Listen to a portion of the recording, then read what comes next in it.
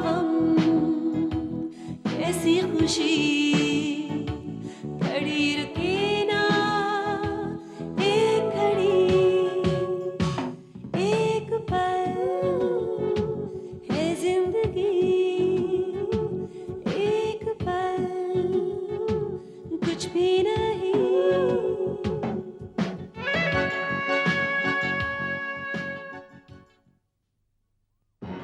बस बंद करो शीला।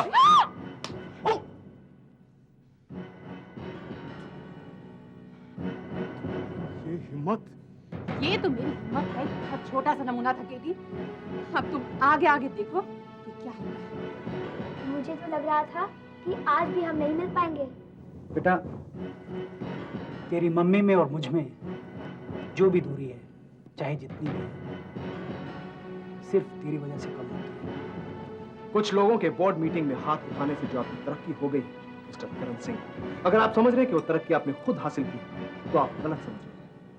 उस हाथ उठाने के पीछे कितनी साजिशें और कितनी चापलूसियां छुपी हैं, इस बात का अंदाजा है मुझे।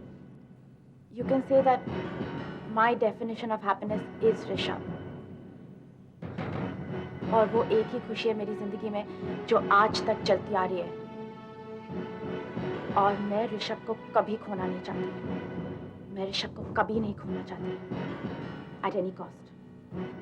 मैं मल्होत्रा इंडस्ट्रीज में एज मैनेजमेंट ट्रेनी ज्वाइन हो रही हूँ। What? That's really good news. Really good news.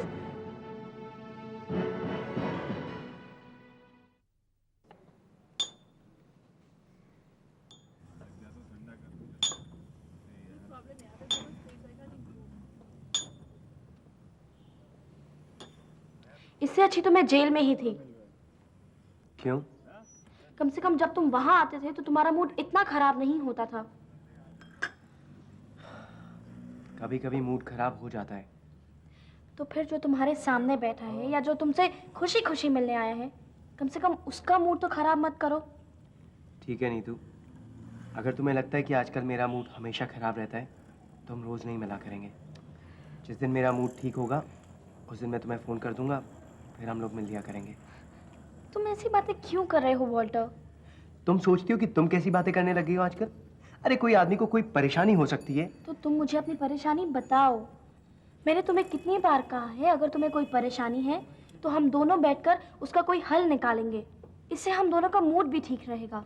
देखो नीतू, मैं तुम्हें अपनी परेशानियों में उलझाना नहीं चाहता हूँ। Very good. अगर मैं तुम्हारी परेशानी नहीं बांटूंगी तो फिर और कौन बांटेगा? और कभी तुमने सोचा है तुम्हारा ऐसा खराब मूड की वजह जानने के लिए मैं कितनी बेताब रहती हूँ? नीतू, बात है कि मुझे अब अपने लिए कोई नौकरी ढूंढनी पड़ेगी।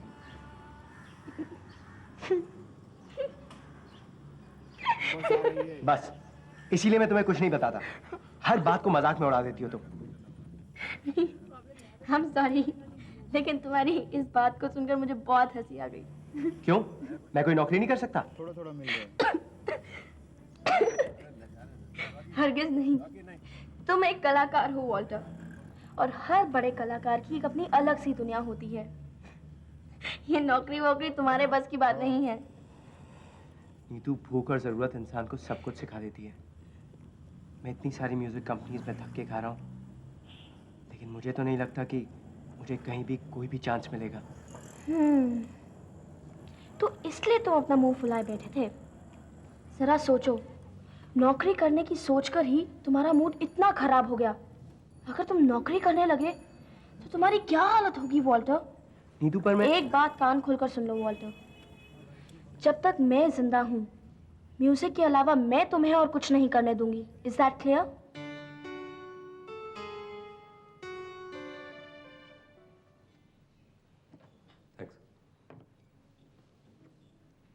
सुल्ताना, उस दिन अगर तुम मीटिंग में कुछ देर और रुक जाती तो बहुत अच्छा होता। हमारे बिजनेस के लिए बेशक अच्छा होता सूरज, लेकिन सोनू पर क्या बीतती तुम इमेजिन नहीं कर सकते। वो इस मामले में बहुत सेंसिटिव है। कल उसका बर्थडे था, अगर मैं नहीं पहुंचती तो वो मुझे कभी माफ नहीं करता। हाँ, इसीलिए शायद तुम कुछ रेस्टलेस लग रही थी। मैं तो बहुत एंग्शियस हो गई थी, मीटिंग में पूरी तरह इन्वॉल्व नहीं हो पा रही थी। आई अंडरस्टैंड, बट तुम्हारे थोड़े दिन आने से बहुत फर्क पड़ गया। मेरे जाने के बाद कुछ बातें हुई? बहुत सी बातें हुई। 2 घंटे हम लोग साथ में थे और मैंने तुम्हारे जर्मन क्लाइंट को बोतल में उतार लिया। कोई डील फाइनल हुई? तो क्या 2 घंटे में बैठ के जर्मन से जर्मन सीख रहा था।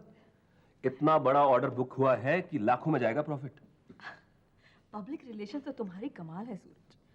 आदमी चाहे दुनिया के किसी भी कोने से आए, तुमसे नहीं बच सकता। बस यही जो मेरे सामने एक बैठी है, इसी पे मेरा जादू असर नहीं करता। अच्छा स्वेतलाना, एक्सपोर्ट ब्रांच की डायरेक्टरशिप का क्या हुआ मेरा? सूरज, तुम्हें डायरेक्टर बनाने में एक टेक्निकल प्रॉब्लम आ गई है जो मेरे ध्यान में नहीं आई थी। लेकिन स्वेतलाना, तुमने तो मुझे वादा किया था। It was supposed to be my gift. मुझे पूरी तरह याद है सूरज, और मैं बहुत शर्मिंदा हूँ। फाइनली तुम्हें जनरल मैनेजर बनाने का डिसाइड किया गया है। क्या वाकई कोई टेक्निकल प्रॉब्लम है कि और वजह है कोई? और वजह? आई मीन कंपनी में कोई एतराज तो नहीं उठा रहा? सूरज, मैं किसी के एतराज की परवाह ही नहीं करती। यकीन मानो ये वाकई एक टेक्निकल प्रॉब्लम ही है। ओके, यही सही।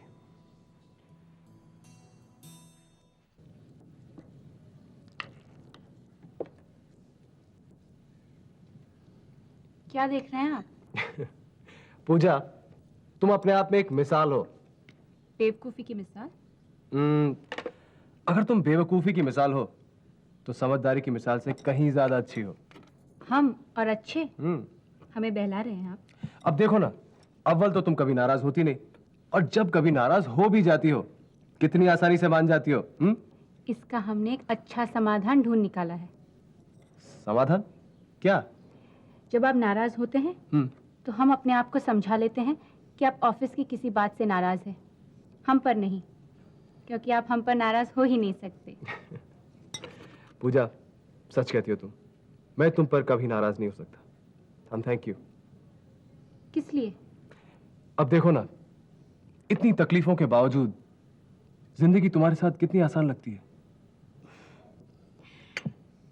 आज हमने बहुत डर डर के आपके ऑफिस में फोन किया। तुमने आज ऑफिस में फोन किया था? कब? आप कहीं बाहर गए थे। अरे हाँ, मैं बबली के घर गया था। बबली जी के घर? क्यों? पूजा, बबली की तबीयत कुछ ज्यादा खराब हो गई है। क्या? मैं तुम्हें ये बात कहने ही वाला था, क्योंकि बबली की तबीयत खराब होना इसका रिश्ता तुम्हारे साथ है। बबली जी की बीमारी और हमारा संबंध, हम कुछ समझे नहीं। पूजा, अब से अगर तुम्हें कोई धमकाने वाले फोन कॉल आए ना, तो बिल्कुल मत डरना, क्योंकि हमें पता चल गया कि वो फोन कॉल कौन कर रहा था। कौन? खुद बबली। यानी बबली जी आपके बारे में वो सब बातें करती थी? हाँ पूजा, और उस रात तुम्हारा जो कार एक्सीडेंट होने वाला था, उस कार में भी बबली ही थी। देखो पूजा, घबराने की कोई जरूरत नहीं। बबली को एक किस्म की दिमागी बीमारी हुई, शी इज मेंटली सिक, लेकिन उसका ट्रीटमेंट भी चल रहा है। इसी वजह से वो ये सब हरकतें कर रही है। इस वक्त उसे हमारे सहारे और मदद की सख्त जरूरत है। Do you understand?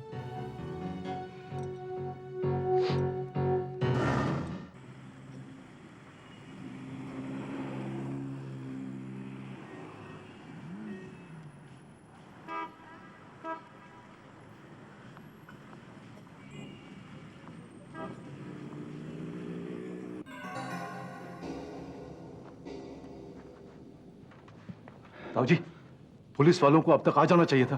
हाँ, अभी आते ही होंगे वो। लेकिन अगर त्यागी ना आया तो? आपने ऋषभ का नाम लेकर बड़ी गलती की। कहीं वो ऋषभ से मिला और ऋषभ ने किसी ऐसी इंफॉर्मेशन से इनकार कर दिया तो आप क्या करेंगे? मैंने ऋषभ का नाम क्यों लिया है तुम्हारी समझ में आ जाएगा। जब एक तीर चलाओ तो कम से कम 2 शिकार तो होने ही चाहिए। लेकिन जो अफसर आ रहे हैं वो आपकी जान पहचान के हैं कि नहीं? हाँ, वो अच्छी खासी जान पहचान है, सीबीआई में है, वो प्लेन क्लोथ में आएंगे। पर लेकिन ताऊ जी, बस तुम अब चुप रहोगा, सब कुछ मुझे करना है। जब मैं टेंस नहीं हूं तो तुम्हारी जान क्यों निकली जा रही है? आप समझ सकते हो? तुम ऐसे करो, अंदर जाके चुपचाप बैठ जाओ। चलो।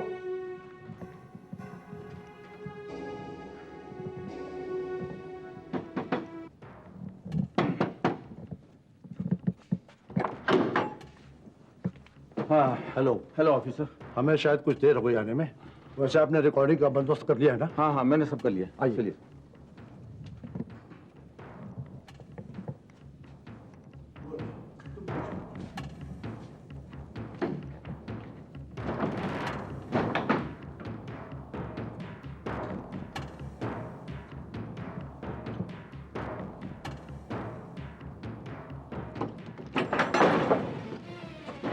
ताऊ, कहाँ है वो कमीना केडी?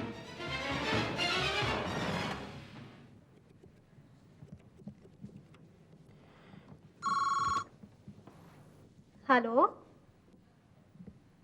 Hello hello hello. अब तुम ये ज्यादा हलो हलो करना बंद करो। वैसे ही मुझे समझ नहीं आ रहा था कि मैं ये ब्लैंक कॉल करके रख दूं या फिर बात करूं। सुनील, हाँ, दाद देता हूँ आपकी याददाश्त को। कम से कम मैं तुम्हें याद तो हूँ। कैसी बातें कर रहे हो सुनील? तुमसे कैसी बातें करूं यही डिसाइड नहीं कर पा रहा हूँ। कभी ब्लैंक कॉल की बातें करते हो, अब पूछते हो क्या बातें करूं? तुम्हें क्या हो गया है सुनील? जो भी हुआ है मैडम, केस बड़ा सीरियस हो चुका है। मुझे लगता है कि तुम मेरी किसी बात से नाराज हो। मुझे तो ये याद भी नहीं कि मैं तुमसे आखिरी बार कब मिला था, तुमसे आखिरी बार कब बात की थी, तो फिर नाराज़गी का हक कैसे रख सकता हूँ मैं? और वैसे भी अभी ये सोच रहा था कि इतनी रात को फ़ोन करूँ ठीक होगा या नहीं, और फिर ये सोच रहा था कि ब्लैंक कॉल करके रख दूँ। नहीं सुनील, फोन करने के लिए कभी वक्त मत देखना। तुम जानते हो तुम मेरे लिए कितने इम्पोर्टेंट हो। मैं कितना इम्पोर्टेंट हूँ ये 4 दिनों ने साबित कर दिया है। तुमसे एक फ़ोन भी नहीं हुआ रितु। और मैं तुम्हारे फोन का इंतजार करती रही। अच्छा, क्लासिक केस। तुमसे आया ना गया, मुझसे बुलाया ना गया। बिलीव मी सुनील, मैंने तुम्हें बहुत याद किया है और ये मैं साबित भी कर सकती हूँ। अच्छा, कैसे? तुमने कहा था ना कि मल्होत्रा इंडस्ट्रीज को एज ट्रेनी ज्वाइन कर लो, तो वो मैंने कर लिया है। Really? Yes sir. और जानते हो, ऋषभ भैया मिले थे, मेरी शादी की बात कर रहे थे। उन्होंने कोई लड़का ढूंढा है क्या तुम्हारे लिए? हाँ, पूछ रहे थे कि मैं ढूंढूं या फिर वैसे मैंने मना कर दिया। एनीवे, देखो, तुमने आज खुशखबरी सुनाई, तो कायदे से मैं एक डिनर डिजर्व करता हूँ। अरे सुनील, डिनर तो तुम हर रोज डिजर्व करते हो। नहीं नहीं, ये डिनर तुम्हारे साथ। ओके, ठीक है, तो प्रोग्राम बनाए। Alright, I will wait for your call. Okay, bye.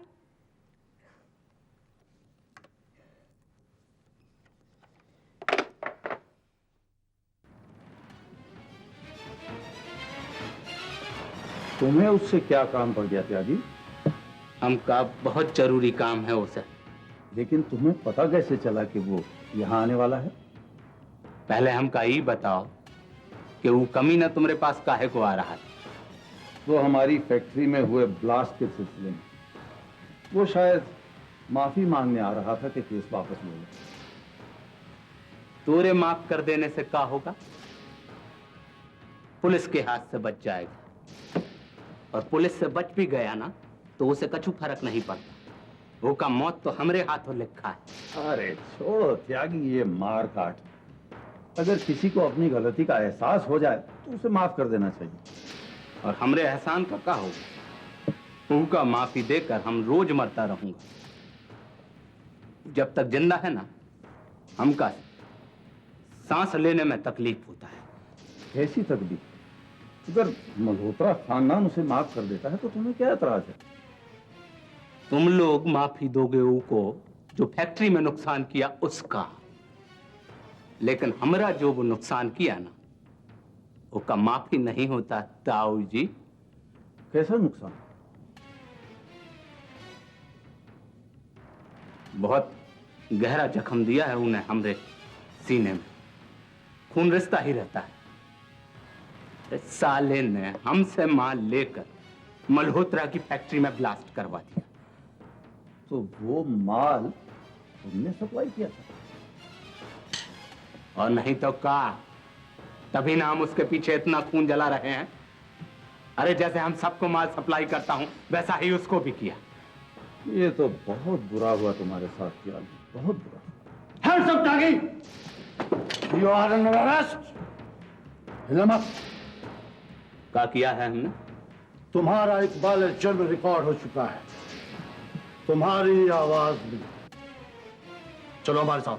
अच्छा, तो पहले से प्लान करके रखा था तुम, और ये पुलिसिया को भी पहले से बुला के रखा था। वाह भाई, दाद देता हूँ ऋषभ की। क्या प्लान बनाया है तुम्हें गिरफ्तार करवाने का? मतलब वो फोन कॉल भी हमारे खिलाफ साजिश था। ऋषभ तुम्हें गिरफ्तार करवाने के लिए बहुत दिनों से चक्कर में। चलो चला इंस्पेक्टर साहब, जरा एक संदेश अपने यार के लाने पहुंचा दे। कह देना ऋषभ से कि कोशिश करे कि हम मर जाएं। कहीं हम जिंदा बच गया ना तो वो का जिंदा रहना मुश्किल हो जाएगा।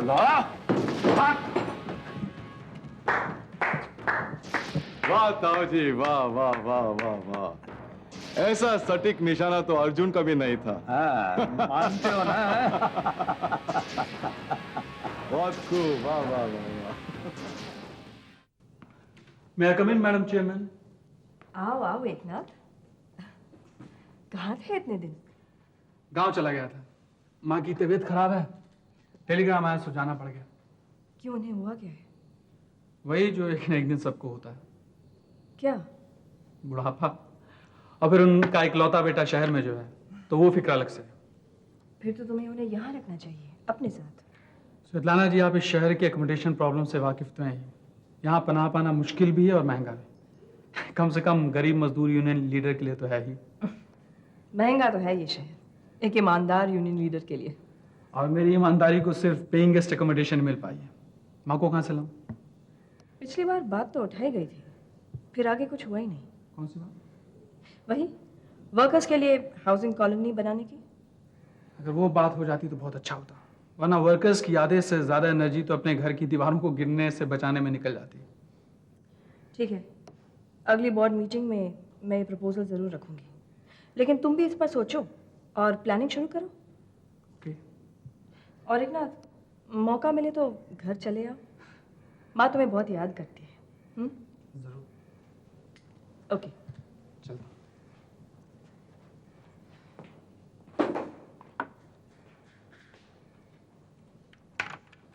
आज यहाँ मिलने की क्या जरूरत थी ऋषभ? रेगुलरली हम घर पे मिल रहे थे ना तुम्हारे। Just for a change Prahlad.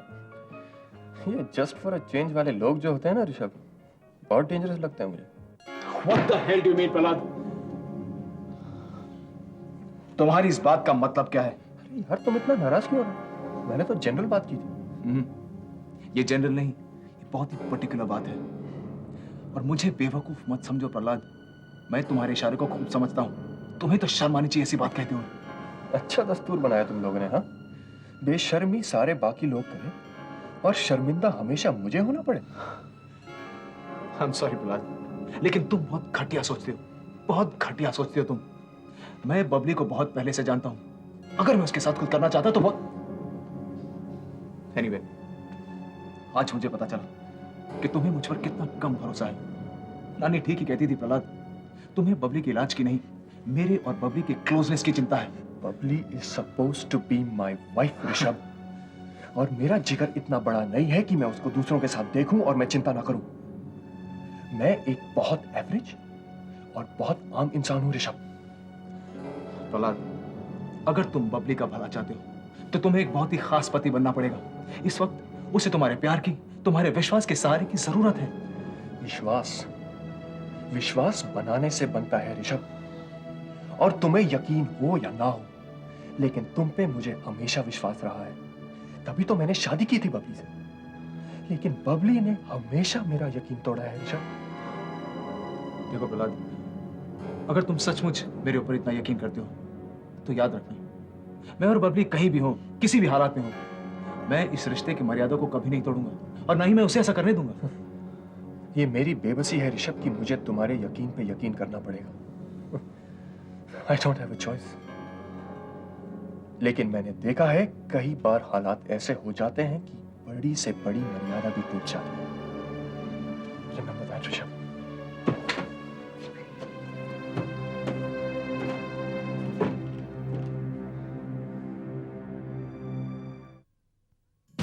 शान की